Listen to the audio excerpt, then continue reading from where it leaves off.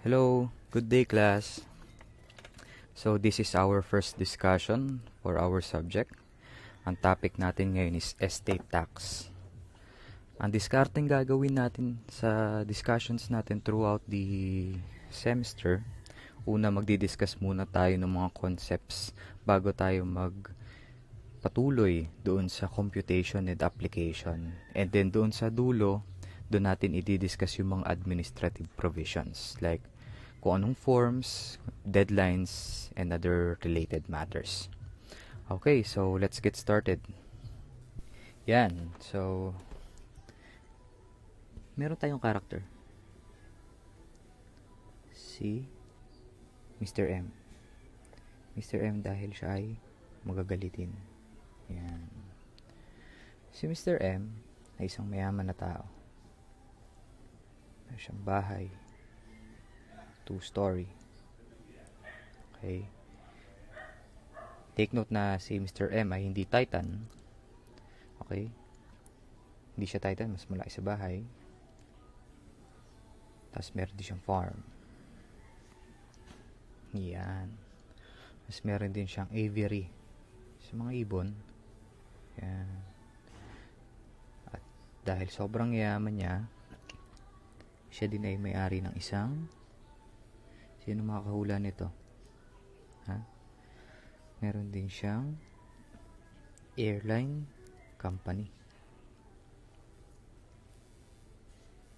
Yan. Airplane yan. Front view. One day, isang araw, si Mr. M decided to go for a job. Kaso, bumabagyo nun. Tigas ulo, diretso pa din. Unfortunately, he was struck by lightning. Okay. Sa mga nakakita, naawa sa kanya, he was immediately brought to the hospital. Hospital, hindi helipad ha. But unfortunately, the doctor declared him dead. Yan. Imagine, nag-jogging lang siya. Pero, ang diretso niya na pala ay sa kabaong. Mr. M is a family man. So, he has a wife na iwan niya, si Mrs. M, and 2 young children, isang girl, isang boy. Yan. So, the question is, ang question, are these properties after mamatay ni Mr. M ay mapupunta na sa kanyang pamilya? Mapupunta na ba? Sir, sa Pilipinas, kapag namatay ang isang tatay, lahat ng ari-ariya niya mapupunta na agad dun sa kanyang asawa at mga anak. Gagamitin na nila yan. Totoo naman, hindi naman ibig sabihin na pag namatay, mawawala yung right nung naiwan niya dun sa mga ari-arian. Totoo naman yun, di ba? Pero under the law, ito ay may dinadaan ng proseso. Okay, hindi basta-basta automatic na pag namatay ang isang tao, automatically transferred na agad dun sa mga tagapagmana yung mga ari-arian. And that process is called succession. So what is succession? Succession is a mode of acquisition by virtue of which the property or estate of a person is transmitted to heirs, successors, or beneficiaries, either by his last will and testament or by operation of law. The rights to succession are deemed transmitted from the moment of the decedent's death. Person. Yan. Okay. So, sa Tagalog, ang succession ay isang proseso. Okay? Isang method, isang pamamaraan kung saan ang pagmamay-ari ng isang taong namatay ay mapapasa sa kanyang mga tigapagmana. Okay? Na ang basis ay either last will or testament or operation of law. Requisites of succession. Again, sabi nga natin, dapat may namatay yung may-ari ng property. Okay?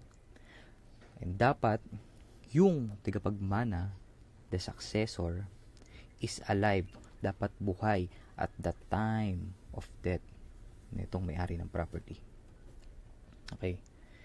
And pangatlo, dapat yung tigapagmana na yon ay validly or legally able to inherit at hindi sila disqualified sa pagmamana ng mga properties.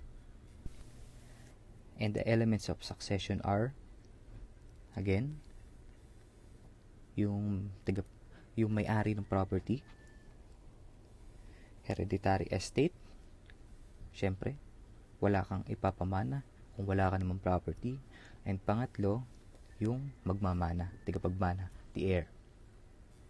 And there are different kinds of successions. The first one is the testate, or in other terms, testamentary. Ayan, testamentary. Sorry sa sulat ko, hindi maganda. Okay. This refers to a succession which results from the designation of an heir made in a will. Ibig sabihin, dapat may will, may last will and testament that is needed to be executed in the proper form prescribed by the law. Ito rin ay tinatawag na voluntary. Okay? Voluntary succession. The next one is the intestate. Okay? Ito naman, kabaliktaran ng testate. Okay? Kung saan ang tao namamatay without a will. Okay? Without a will and testament. And last is the mix, which refers to a succession partly by will and partly without a will. Ito palang intestate is also called involuntary. Okay? Involuntary. We have two kinds of heirs, the forced and non-forced. Yung forced, these are also called compulsory. Okay? Compulsory heirs. Ito ay designated by law. Okay?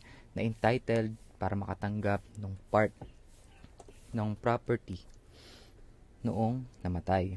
And the second is non-forced. These are the persons who does not fall under the category of forced or compulsory heirs. So, pagka hindi ka forced, again, non-forced na yun. Basic.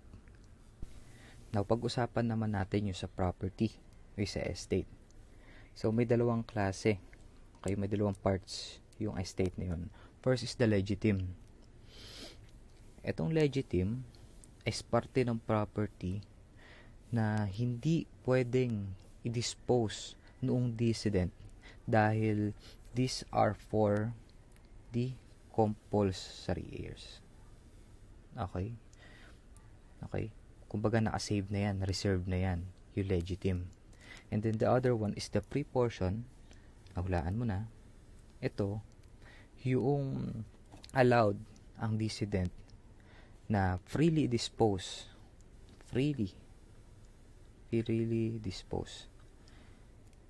sa kung kanino niya gustong ibigay.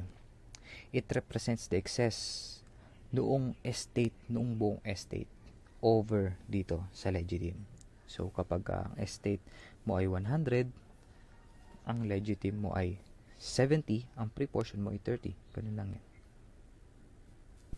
Yan. So, naintindihan na natin yung concept ng succession, yung pagpapasa ng properties ng isang namatay papunta sa kanyang mga tigapagmana. Siyempre, okay, yun yung process. And, mode of acquisition. Pero merong formality yun. Okay, and with respect to the taxing power of the state, there is what we call an estate tax. So, estate tax is the tax on the right.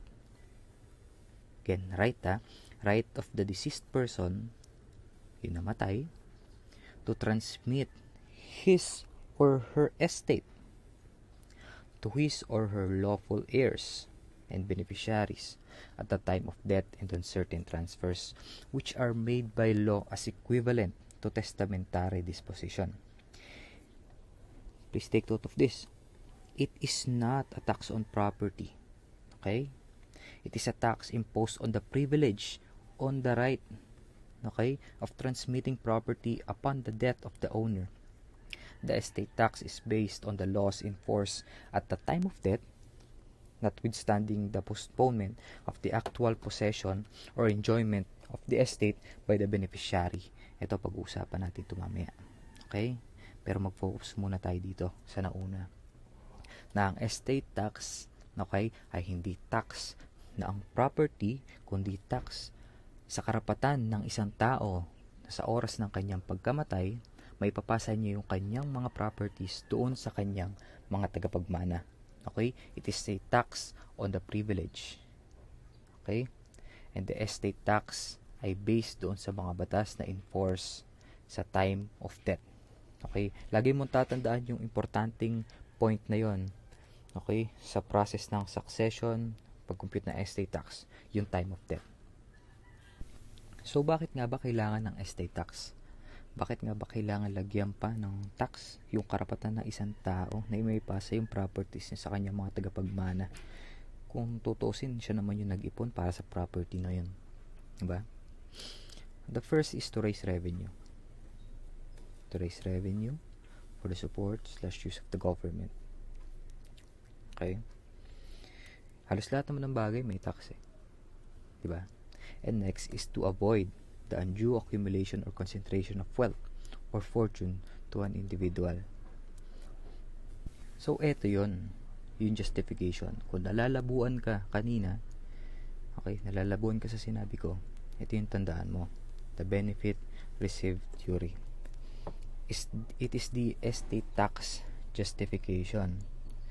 Okay? Ibig sabihin nito, ang government, nagre-render siya ng services sa pagdidistribute, sa properly pagdidistribute ng property ng mga tagapagmana. Siyempre, yung batas na ginamit doon sa pagpapasa ng ari-arian ng isang tao ay may batas ng government natin.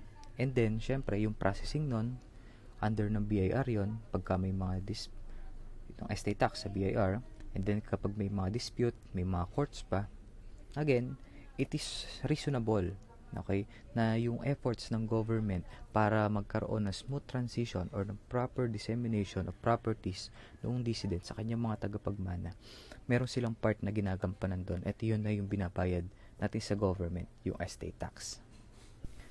Okay, so how do we classify estate tax? First, it is an excise tax. Okay, natatandaan mo pa ba sa income tax mo kung anong definition ng excise tax? Pagka nakalimutan mo yung definition ng excise tax, ulit-ulitin mo lang sabihin. Excise, excise, excise, excise, excise, exercise, exercise, exercise, exercise. Okay? Exercise kasi it is a tax on exercising of rights. Kaya siya excise tax. Excise, exercise. Second one is transfer tax. Okay? So, common sense na lang. Transfer tax sa pagpapasa ng property. Okay? And donor's tax is transfer tax din, which is to be discussed sa ibang topic. Third is the national tax. Okay? It is imposed by the national government, the provision of which appears in the Tax Code NIRC and RA 10963. And the third, it is ad valorem tax. It is computed using or applying a percentage tax rate based on the property's value. Okay, may tax rate. And our tax rate here is, yun na guess, nahulaan mo na? 6%. Okay? Tandaan mo yan, 6%. Ayan. So, classes of decedents. Meron tayong 4 na klase ng decedents. Okay. Una, resident citizen. RC. Resident alien. RA. Non-resident citizen. NRC. And non-resident alien. NRA.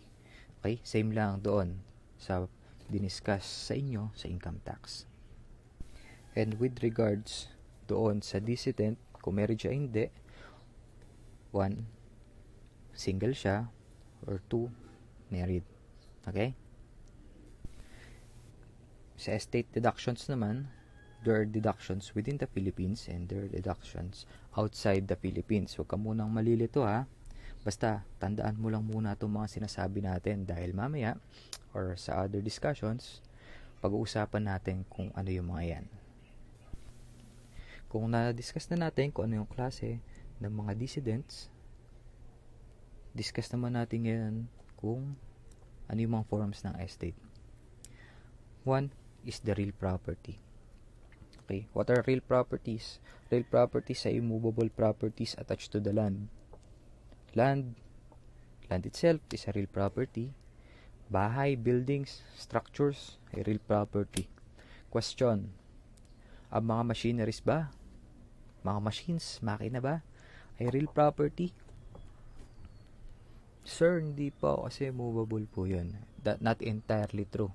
Okay, there are machines that are so big and they are inherently fixed on a property that some are considered to be real property. Okay, trivia lang yun pero wag mo laging isisingit yun sa exam. Machineries are generally tangible personal property. Okay, movable properties na nahahawakan. Okay, tangible, nahahawakan. Okay, and the third one is intangible personal property, hindi nahahawakan. Okay, ano example nito? Bonds, stocks, franchise. Okay, those are intangible personal property. With regards to the taxability of the estate, dalawa lang naman yan, taxable and non-taxable. Ibig sabihin, isasama mo ba or hindi? May tax ba o wala? And the types of successor is 1, the legatee, and the 2, devicee. Sir, ano ibig sabihin ng legatee at ng devicee? Ang legatee, okay, ito yung mga successor na binigyan ng mga personal property. Okay? At ang devicee naman, ito yung mga successor or heirs na nakatanggap ng real property. Okay? Sa legatee, okay, ang personal property is also called legacy. Okay? Yung personal property, personal property is also called a legacy. Kaya tinawag na legatee yung nakatanggap ng personal property. And sa devicee naman, ang tinatawag ay device. Okay? Device. Device is also called real property. Real property is also called device. Kaya tinawag na devicee yung mga nakatanggap ng real property. Will/testament. It is an act whereby a person is permitted with the formalities prescribed by law, permitted to control to a certain degree the disposition of his estate to have effect after his death. Okay? So, kumbaga, yung will and testament is the instructions. Okay? Ito yung instructions mo or ng isang tao para sa pag-dispose ng kanyang properties sa kanyang pagkamatay. Okay, again, nag-e-effect lang ang last will or testament pagka namatay ang isang tao. Yung last will and testament na yon, may dalawang klase yon. First is the holographic. Okay? Holographic is written. Okay? Written. When we mean written, ito ay yung will na sinulat ng isang tao. 100% sinulat through his handwriting. Okay? Bawal ipasulat. Dapat isinulat niya ng buo at pinirmahan niya. Okay? Yung holographic will, kapag naisulat na yon ng ganon, that is already effective as it is. Okay? Compared sa ordinary will, okay, it is executed in accordance with the law, particularly Article 808 and 804 ng New Civil Code. Okay? Ito, pwedeng tinype. Okay? Pwedeng tinype, pwedeng pinagawa sa lawyer. Okay? And kailangan pirmahan. Okay? Pirmahan noong tao na nagpagawa ng will sa harap ng 3 witness. Okay? 3 or more witnesses, tapos dapat notarized pa. Okay? Sir, yung bakit ganon? Tinawag siyang ordinary will. Ordinary, simple, pero ang daming requirements. Kailangan 3 or more witnesses, tapos kailangan notarized pa. Pero ordinary lang naman. Yung holographic, written. Tapos parang ang ganda ng pangalan, holographic. Remember na kasi yung sa ordinary, pwede mo ipagawa yan. Okay? At kailangan ng witness kasi dapat habang pinirmahan mo yun, at the same time, kung ikaw yung hindi gumawa nun, dapat may testified ng ibang tao and notarized pa. Okay? Sa holographic will kasi, ikaw, you executed that will through your handwriting, through your thinking, diretso sa pagsusulat. Okay? Yung holographic will, hindi niya nan kailangan din ng notary, hindi na rin kailangan ng witnesses dyan dahil there are actually experts on the handwriting, penmanship na pwedeng malaman nila kung ang isang sulat ba or yung will na yan, holographic will na yan, ay talagang in-execute ng isang tao based sa kanyang kung paano siya magsulat. Alam nyo ba, trivia lang, alam nyo ba na ang isang handwriting ng isang tao ay pwedeng gawing font, say ng MS Word? Oo, pwede yun. I've actually watched that before na merong team of experts na magko-construct sila or i-consolidate nila yung sulat mo para mag-create ka ng isang set ng font para sa Microsoft Word. Mahal yun actually. Hindi yun normal na ginagawa eh. And ang nabalitaan ko lang tao na naging font na ang kanyang handwriting is Albert Einstein. Yan. So, that covers the concept of succession and the theories. Okay? And the theories behind the estate tax. Next discussion natin, siguro on a separate video, would be the computation of estate tax. Yun lang. Thank you.